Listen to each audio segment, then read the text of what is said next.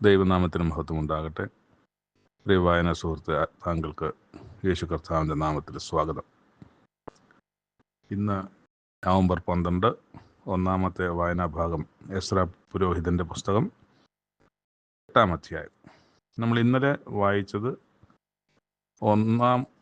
ഒന്നാമത്തെ മാസം 1-ാം തീയതി പുറപ്പെട്ട്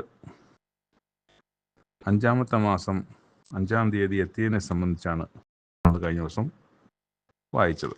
അപ്പം കൃത്യമായി 4 മാസം അവരെടുത്തിരിക്കണം.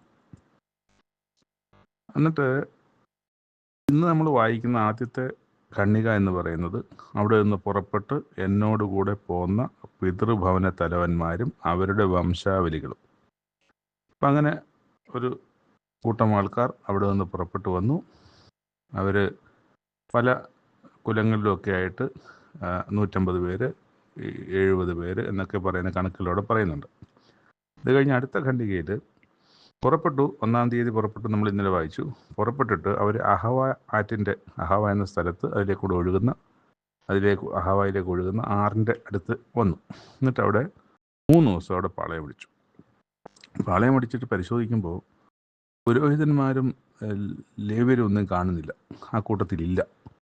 അങ്ങനെ പിന്നെ തിരിച്ച് ചിലരെ തിരഞ്ഞെടുത്ത് അവിടെ ചെന്ന് ഇദ്ദോവിൻ്റെ അടുക്കൽ അയച്ചിട്ട് അതിനാവശ്യമുള്ള പുരോഹിതന്മാരെയും ലേവ്യരെയും, അവർ ഈ യാത്രയിൽ ആവശ്യമായ യാഗങ്ങൾ കഴിക്കേണ്ടതുണ്ട്, അല്ലെങ്കിൽ അതിനിടയ്ക്ക് ഇത് ദൈവമായിട്ട് ബന്ധപ്പെട്ട കാര്യങ്ങൾ ചെയ്യേണ്ടതുണ്ട്. അത് ചെയ്യാൻ അവകാശപ്പെട്ട ആളുകൾ അവരാണ്. ഇവർക്ക് ഒന്നും ചെയ്യാനൊക്കത്തില്ല. അപ്പോൾ അതുകൊണ്ട് അവർ കൂടെ ഉള്ളത് ആവശ്യമായിരുന്നു. അങ്ങനെ ഒരു 200 പേർ, അങ്ങനെയാണ് വായിക്കുന്നത്. അങ്ങനെ 220 പേര് അവരെ കൊണ്ടുവന്ന് അവരുടെ എല്ലാം പേരുകളൊക്കെ കുറിച്ച് വെച്ചു. എന്നിട്ട് ഞങ്ങളുടെ ദൈവത്തിൻ്റെ സന്നിധിയിൽ ഞങ്ങളെ തന്നെ താഴ്ത്തേണ്ടതിനും ഞങ്ങളുടെ കുഞ്ഞുകുട്ടികൾക്കും ഞങ്ങളുടെ സകല സമ്പത്തിനും വേണ്ടി ശുഭയാത്ര അവനോട് യാചിക്കേണ്ടതിനും ഞാൻ അവിടെ ഒരു ഉപവാസം പ്രസിദ്ധപ്പെടുത്തി. അപ്പോൾ പോകുന്ന വഴി ദീർഘമായ വഴിയാണ്. ഇപ്പം നമ്മൾ കഴിഞ്ഞ ദിവസം വായിച്ചു 4 മാസമാണ് എടുത്തിരിക്കുന്നത്. ആ ദീർഘമായ യാത്ര, വഴിയിൽ വരാവുന്ന തടസ്സങ്ങൾ, വഴിയിൽ വരാൻ സാധ്യതയുള്ള അപകടങ്ങൾ, ആക്രമണങ്ങൾ ഒക്കെ സംഭവിക്കാം. അപ്പോൾ കാലാവസ്ഥയുടെ പ്രശ്നങ്ങൾ ഒക്കെ ഉള്ളതുകൊണ്ട് അവിടെ അവരൊരു ഉപവാസം പ്രസിദ്ധപ്പെടുത്തി അവരോട് ഉപവസിച്ചു എന്നാണ് നമ്മൾ വായിക്കുന്നത്. അപ്പം അങ്ങനെ ഞങ്ങളുടെ ദൈവത്തിൻ്റെ കൈ അവനെ അന്വേഷിക്കുന്ന ഏവർക്കും അനുകൂലമായും അവനെ ഉപേക്ഷിക്കുന്ന ഏവർക്കും പ്രതികൂലമായി ഇരിക്കുന്നുവെന്ന് ഞങ്ങൾ രാജാവിനോട് പറഞ്ഞിരുന്നത് കൊണ്ട് വഴിയിൽ ശത്രുക്കളുടെ നേരെ ഇവർക്ക് തുണയായിരിക്കേണ്ടതിന് പടയാളികളെയും കുതിരച്ചേവരെയും ഒന്നും ആവശ്യപ്പെടാൻ അവർക്കൊരു നാണക്കേടുണ്ടായിരുന്നു. കാരണം ദൈവം ഞങ്ങളെ നോക്കിക്കോളുമെന്ന് പറഞ്ഞുകൊണ്ട് അവൻ ചെയ്തില്ല. പക്ഷേ അവർ ഉപവസിച്ചു. ആ ഒരു വിഷയം വെച്ച് തന്നെ അവർ ഉപവസിച്ചു. ദൈവം ഞങ്ങളുടെ പ്രാർത്ഥന കേട്ടു എന്നാണ്. അത് കഴിഞ്ഞിട്ട് ഈ പുരോഹിതന്മാരുടെ കയ്യിൽ, ലേവ്യരുടെ കയ്യിൽ ആലയം വക ഉപകരണങ്ങൾ, അതുപോലെ വെള്ളി, പൊന്ന് ഒക്കെ അളന്ന് തൂക്കി അവരെ ഏൽപ്പിച്ചിട്ട് അവരോട് പറഞ്ഞു, ഇത് നിങ്ങൾ വിശുദ്ധരാണ്, അതുകൊണ്ട് നിങ്ങൾക്ക് സൂക്ഷിക്കാം. നിങ്ങളിത് യെരുശലേം ദേവാലയത്തിൽ കൊണ്ടുവന്ന് അവിടുത്തെ പുരോഹിതനെ അത് ഏൽപ്പിച്ച് കണക്ക് തൂക്കി തന്നെ കൊടുത്ത് കണക്കൊക്കെ ശരിയാക്കണം. അതുകൊണ്ട് സൂക്ഷിക്കണം, നിങ്ങൾ ജാഗ്രതയോടെ ഇതിനെ കാത്തു സൂക്ഷിക്കണമെന്ന് പറഞ്ഞ് അവരെ ഏൽപ്പിച്ചു. അവരത് തൂക്കപ്രകാരം എണ്ണി ഏറ്റുവാങ്ങുകയും ചെയ്തു. പിന്നീട് നമ്മൾ വായിക്കുന്നത് ആ 1-ാം മാസം തന്നെ 1-ാം തീയതി പുറപ്പെട്ടു. ഇവിടെ അഹവ ആറ്റിങ്കൽ വന്നു. 3 ദിവസം അവിടെ കൂടി. എന്നിട്ട് അവിടെ ഉപവാസം കഴിഞ്ഞു. അത് കഴിഞ്ഞ് അവർ 12-ാം തീയതിയാണ് അഹവ ആറ്റിങ്കൽ നിന്ന് പുറപ്പെടുന്നത്. അപ്പോൾ അവർ വഴിയിൽ ഒരു പ്രശ്നം ഉണ്ടായിരുന്നില്ല. ഞങ്ങളുടെ ദൈവത്തിൻ്റെ കൈ ഞങ്ങൾക്ക് അനുകൂലമായിരുന്നു. അവൻ ശത്രുക്കളുടെ കയ്യിൽ നിന്ന് ഞങ്ങളെ, വഴിയിൽ പതിയിരിക്കുന്ന കയ്യിൽ നിന്നും ഞങ്ങളെ രക്ഷിച്ചു. അങ്ങനെ ഞങ്ങൾ യെരുശലേമിലെത്തി. അവിടെ 3 ദിവസം പാർത്തു. എന്നിട്ട് 4-ാമത്തെ ദിവസം ഈ പുരോഹിതന്മാരും ലേവ്യരും ഒക്കെ ആലയത്തിൽ ചെന്ന് അവിടെ ഊരിയ പുരോഹിതൻ്റെ മകനായ മെരേമോത്തൊന്നുണ്ടായിരുന്നു. മെരേമോത്തിൻ്റെ കയ്യിൽ തൂക്കി തന്നെ അവരെല്ലാം കൊടുത്തു. ഇതൊക്കെയാണ് നമ്മളവിടെ വായിക്കുന്നത്. എന്നിട്ട് ഈ തൂക്കമൊക്കെ ഇന്ന സാധനങ്ങൾ ഇന്ന തൂക്കം ഉണ്ടെന്ന് പറഞ്ഞാൽ അവിടെ അത് ആലയത്തിൽ എഴുതി വെക്കുകയും ചെയ്തു. ഈ ആലയം ആദ്യം വന്ന കൂട്ടർ ആലയം പണിഞ്ഞു എന്നുള്ളത് നമ്മൾ വായിച്ചല്ലോ. 2-ാമത്തെ കൂട്ടർ ചെന്നപ്പോഴത്തേക്ക് അവിടെ അത്യാവശ്യം കാര്യങ്ങളൊക്കെ യഥാസ്ഥാനപ്പെട്ടിട്ടുണ്ട്. ആലയത്തിൻ്റെ ഹോമയാഗവും ഒക്കെ നടക്കുന്നുണ്ട്. അതൊക്കെയും സംഭവിച്ചിട്ടുണ്ട്. അപ്പോൾ അവിടെ ചെന്നിട്ട് ഇവരും അതുപോലെ ഈ ദൈവത്തിൻ്റെ നന്ദി പറഞ്ഞുകൊണ്ട് അവിടെ ഹോമയാഗം കഴിച്ചു, അതുപോലെ തന്നെ പാപയാഗം കഴിച്ചു. അവർക്ക് രാജാവ്, അർത്ഥസൃഷ്ട രാജാവ് കൊടുത്തു വിട്ട ആജ്ഞാപത്രങ്ങൾ നദിക്കിക്കരി രാജാവിൻ്റെ സംസ്ഥാനപതിമാർക്കും നാടുവാഴികൾക്കും കൊടുത്തു. അവർ ജനത്തിനും അതുകൊണ്ട് തന്നെ ആ എഴുത്ത് വായിച്ചിട്ട് അവർ ഇവർക്ക് വേണ്ട സഹായങ്ങളും ചെയ്തു കൊടുക്കുകയാണ്.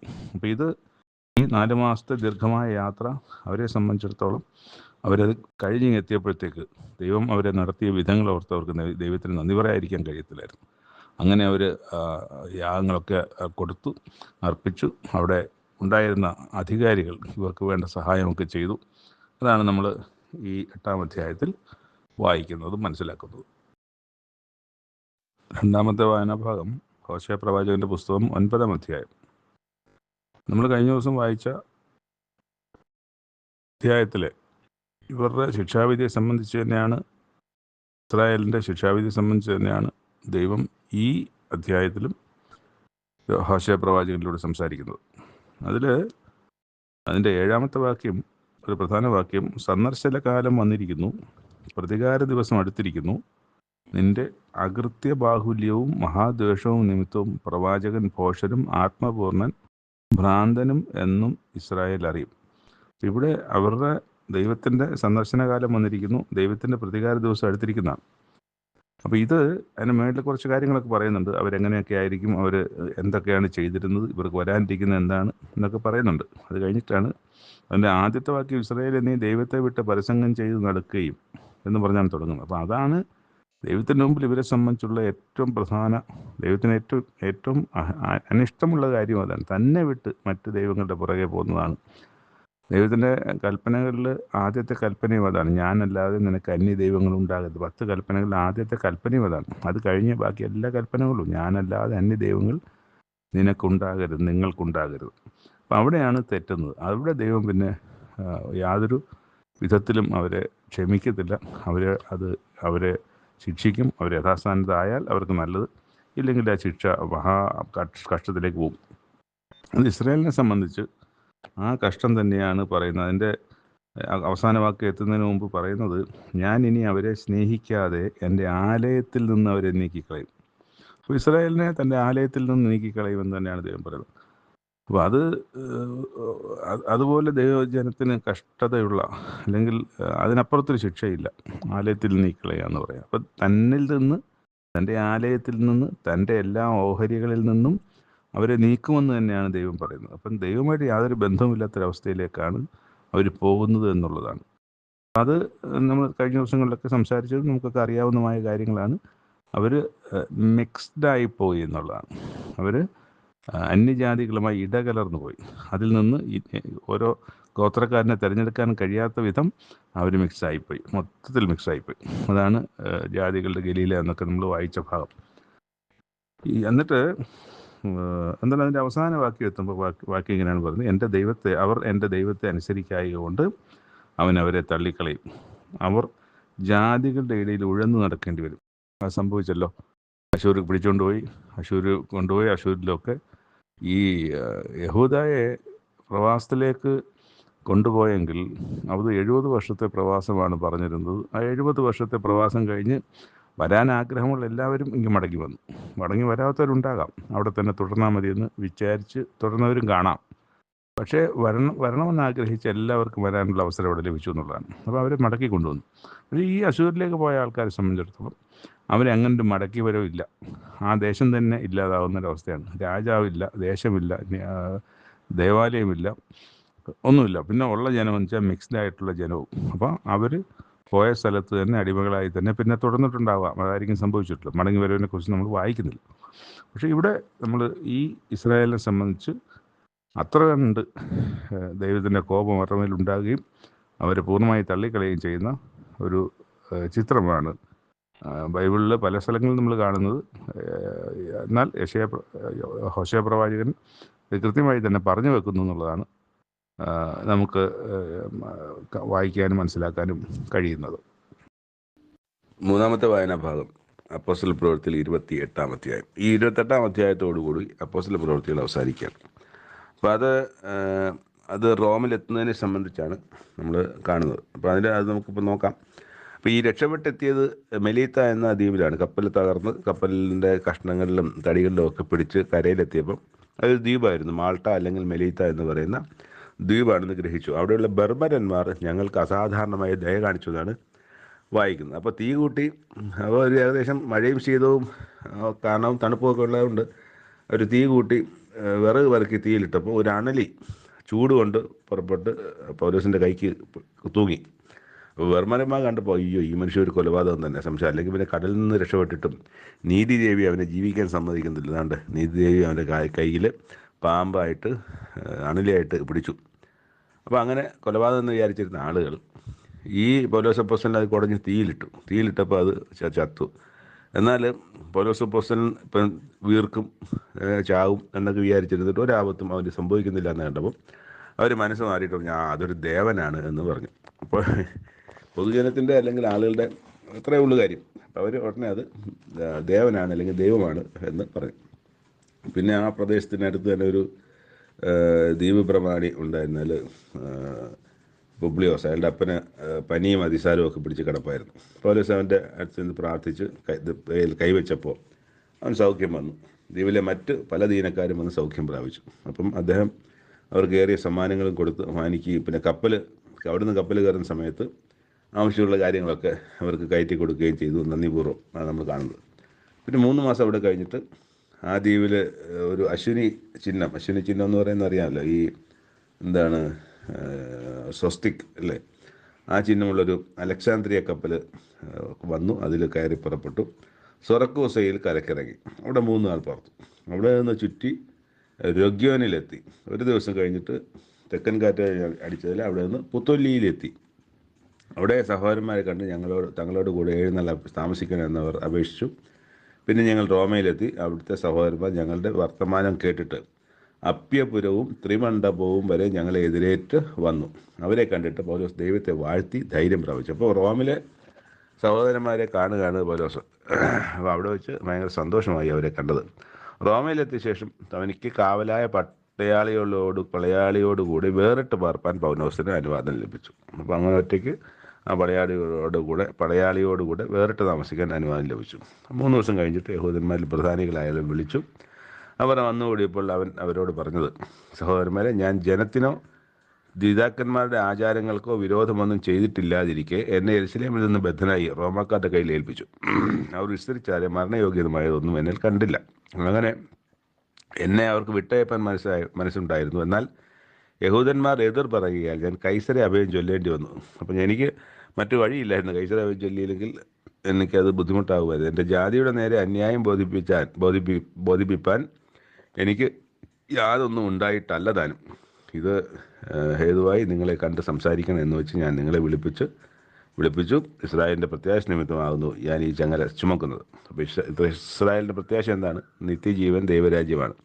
അപ്പോൾ അത് ഉയർത്തെഴുന്നേറ്റ് വരുന്ന ഒരാൾക്കല്ലേ ലഭിക്കുകയുള്ളൂ. അത് പറഞ്ഞപ്പോഴാണ് ഇവർക്ക് അത് ഇഷ്ടപ്പെടാതെ വന്നത്. അങ്ങനെയാണ് ഈ ചങ്ങല ചുമക്കുന്നതെന്നാണ്. ഇസ്രായേലിൻ്റെ പ്രത്യാശ നിമിത്തമാണ് ഞാൻ ഈ ചങ്ങല ചുമക്കുന്നത്. അവനോട്, നിന്റെ സംഗതിക്ക് യഹൂദയിൽ നിന്ന് ഞങ്ങൾക്ക് എഴുത്ത് വരികയോ സഹോദരന്മാരിൽ നിന്ന് ആരും നിന്നെ കൊണ്ട് യാതൊരു ദോഷം പറയുകയോ ഇതുവരെ ചെയ്തിട്ടില്ല.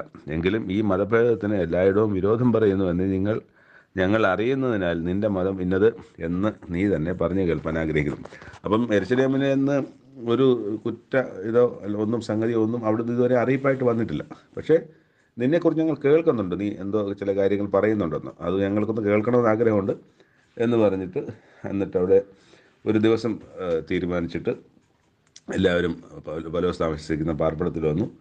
അവരോട് അവൻ ദൈവരാജ്യത്തിന് സാക്ഷ്യം പറഞ്ഞ കുറേ കാര്യങ്ങളൊക്കെ സംസാരിച്ചു. കാര്യങ്ങളല്ല, നമ്മൾ മുമ്പ് വായിച്ച് മനസ്സിലാക്കിയ കാര്യങ്ങളൊക്കെ അവരോടും പറഞ്ഞു. മോശയുടെ ന്യായപ്രമാണവും പ്രവാചക പുസ്തകങ്ങളും ആധാരമാക്കി യേശുവിനെക്കുറിച്ച് അവർക്ക് ബോധം വരുമാറ് രാവിലെ തുടങ്ങി സന്ധ്യ വരെ വിവരിച്ചു. അവർ പറഞ്ഞത് ചിലർ സമ്മതിച്ചു, ചിലർ വിശ്വസിച്ചില്ല. അവർ തമ്മിൽ യോജിക്കാതെ പിരിഞ്ഞു പോകുമ്പോൾ പത്രോസ് അവരോടൊരു വാക്ക് പറഞ്ഞതെന്നാൽ അത് യെശയ്യാ പ്രവാചകൻ്റെ ഒരു പ്രവചനമാണ്. നിങ്ങൾ ചെവി കൊണ്ട് കേട്ടിട്ടും ഗ്രഹിക്കാതിരിക്കും, കണ്ണുകൊണ്ട് കണ്ടിട്ടും കാണാതിരിക്കും. കണ്ണുകൊണ്ട് കാണാതെയും ചെവി കൊണ്ട് കേൾക്കാതെയും ഹൃദയം കൊണ്ട് ഗ്രഹിച്ച് മനം തിരിയാതെയും ഞാൻ അവരെ സൗഖ്യമാക്കാതെയും ഇരിക്കേണ്ടതിന് ഈ ജനത്തിൻ്റെ ഹൃദയം തടിച്ചിരിക്കുന്നു, അവരുടെ ചെവി കേൾപ്പാൻ മന്ദമായിരിക്കുന്നു, അവരുടെ കണ്ണ് അടച്ചിരിക്കുന്നു എന്ന് ഈ ജനത്തിൻ്റെ അടുക്കൽ പോയി പറക എന്നിങ്ങനെ പരിശുദ്ധാത്മാവ് യെശയ്യാ പ്രവാചകൻ മുഖാന്തരം നിങ്ങളുടെ പിതാക്കന്മാരോട് പറഞ്ഞിരിക്കുന്നത് ശരി തന്നെ. ആകയാൽ ദൈവം തൻ്റെ രക്ഷയെ ഈ ജാതികൾക്ക് അയച്ചിരിക്കുന്നു, അവർ കേൾക്കും എന്ന് നിങ്ങൾ അറിഞ്ഞുകൊള്ളുവിൻ. അപ്പം ഇതാണ് അവിടുത്തെ ഒരു കൺക്ലൂഷൻ. അത് കഴിഞ്ഞിട്ട് അവൻ കൂലിക്ക് വാങ്ങിയ വീട്ടിൽ 2 സംവത്സരം മുഴുവൻ പാർത്തു. തൻ്റെ അടുക്കൽ വരുന്നവരെയൊക്കെയും കൈക്കൊണ്ട് പൂർണ്ണ പ്രാഗൽഭ്യത്തോടെ വിഘ്നം കൂടാതെ ദൈവരാജ്യം പ്രസംഗിച്ചും കർത്താവ് യേശു ക്രിസ്തുവിനെ കുറിച്ച് ഉപദേശിച്ചും പോന്നു. അപ്പോൾ 2 വർഷത്തോളം അവിടെ താമസിച്ചു. അപ്പോൾ ഒരു തടവുകാരനെ 2 വർഷത്തിൽ കൂടുതൽ വിചാരണ കൂടാതെ സൂക്ഷിക്കാൻ പാടില്ല. 2 വർഷം കഴിഞ്ഞാൽ അയാളെ സ്വതന്ത്രമാക്കി വിട്ടയക്കണമെന്നാണ് റോമൻ നിയമം. അങ്ങനെ അവിടുന്ന് പൗലോസ് അപ്പോസ്തലൻ സ്വതന്ത്രമാകുന്നു. പിന്നെ എവിടെയാണ് യെരുശലേമിൽ തിരിച്ചു വരുന്നു. എന്നിട്ട് തിരിച്ച് റോമിൽ പോകുന്നു. റോമിൽ വെച്ച് പിടിക്കപ്പെടുന്നു. അവിടെ നീറോയുടെ കാലത്ത് ഉള്ള വലിയൊരു ട്രിബുലേഷനിൽ, അല്ലെങ്കിൽ വലിയൊരു അടിച്ചമർത്തലിൽ, അല്ലെങ്കിൽ ഉപദ്രവ ഹേതുവായി ആ കാലഘട്ടത്തിൽ പൗലോസ് അപ്പോസ്തലൻ മരിക്കും. പക്ഷേ ഈ ചരിത്രമൊന്നും ഇതിനകത്തില്ല. ഇത് ബൈബിൾ ചരിത്രകാരന്മാരുടെ പുസ്തകങ്ങളിലാണ് പൗലോസിൻ്റെ പിന്നുള്ള കാര്യങ്ങളെ സംബന്ധിച്ച് പറയുന്നത്. അങ്ങനെ റോമിൽ വെച്ചാണ് പൗലോസ് അപ്പോസ്തലൻ കൊല ചെയ്യപ്പെടുന്നത് എന്നാണ് വായിക്കുന്നത്. അതാണ് പൗലോസ് ശരിക്കും ഈ അപ്പോസ്തല പ്രവൃത്തികൾ, അപ്പോസ്തലന്മാരുടെ പ്രവൃത്തികൾ എന്ന് പറയുമ്പം അതിൽ മുഴച്ചു നിൽക്കുന്നത് പൗലോസ് അപ്പോസ്തലൻ്റെ അപ്പോസ്തല പ്രവൃത്തികൾ തന്നെയാണ്.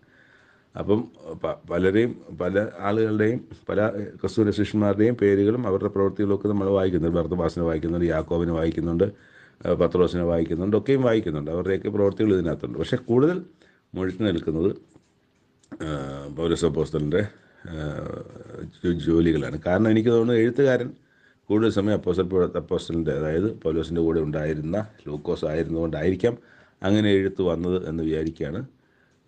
അത് നമ്മളിപ്പോൾ അപ്പോസ്തല പ്രവൃത്തി എന്ന് കാണുന്നത് കൊണ്ടാണല്ലോ. അതേസമയം അപ്പോസ്തല പ്രവൃത്തികൾ കണ്ടില്ല. ലൂക്കോസ് 1-ാം അധ്യായം, ലൂക്കോസ് 2-ാം അധ്യായം എന്ന് എഴുതിയാൽ ലൂക്കോസിൻ്റെ 1-ാമത്തെ സുവിശേഷം, ലൂക്കോസിൻ്റെ സുവിശേഷം, ലൂക്കോസിൻ്റെ വേറൊരു പേര് കൊടുത്തിരുന്നാൽ അത് അങ്ങനെ തന്നെ വേണേലും അറിയപ്പെടാം. പക്ഷേ ഇവിടെ അപ്പോസ്തല പ്രവൃത്തി എന്ന് എഴുതുമ്പോൾ ഒരുപാട് അപ്പോസ്തലന്മാർ നമുക്കതിനകത്ത് കാണാനൊക്കത്തില്ല. പക്ഷേ പൗലോസിൻ്റെ ഏറ്റവും ശക്തിയായി പ്രവർത്തിച്ചത് പൗലോസ് തന്നെ. അതുകൊണ്ട് പൗലോസിനെ എഴുതേണ്ടത് തന്നെയാണ്, വേറെ സംശയമില്ല. ഈ 3 വായനാ ഭാഗങ്ങൾ ഇവിടെ അവസാനിക്കുന്നു. ദൈവം സമൃദ്ധമായി ദൈവീക കാര്യങ്ങളിൽ നമ്മളെല്ലാവരെയും അനുഗ്രഹിക്കട്ടെ. ദൈവത്തെ മറന്നു പോകാതെ നമ്മൾ ആവർത്തന പുസ്തകത്തിൽ വായിക്കുന്നത് പോലെ അന്ന് ദൈവജനത്തോട് പറഞ്ഞത്, ദൈവത്തിൻ്റെ മനസ്സലിവ് കൊണ്ട് ജാതികളായ നമ്മൾ ഓരോരുത്തരെയും ഈ സുവിശേഷം സത്യം അന്വേഷിച്ചു വന്നിരിക്കുകയാണ്. അപ്പോൾ ഇത് ഒരു ഭാഗ്യപദവി നമുക്ക് ലഭിച്ചിട്ടുണ്ട്. നിസ്സാരമാക്കി കാണാതെ ഇതിന് വാല്യൂ കൊടുത്തുകൊണ്ട് ആ ദൈവത്തെ ബഹുമാനിക്കുകയും ദൈവം ഇവിടെ ജനിപ്പിച്ച, ദൈവം നമുക്ക് വേണ്ടി രക്ഷകനായി തന്ന യേശുക്രിസ്തുവിനെ വിശ്വസിക്കുകയും യേശുക്രിസ്തുവിലൂടെ ദൈവത്തെ കാണുകയും പ്രാർത്ഥിക്കുകയും ഒക്കെ ചെയ്തുകൊണ്ട് ആ ദൈവത്തിൻ്റെ വാഗ്ദത്തത്തിലേക്ക് നമുക്ക് എത്താം. അതിനുവേണ്ടി പരിശ്രമിക്കാം. ദൈവം സഹായിക്കട്ടെ.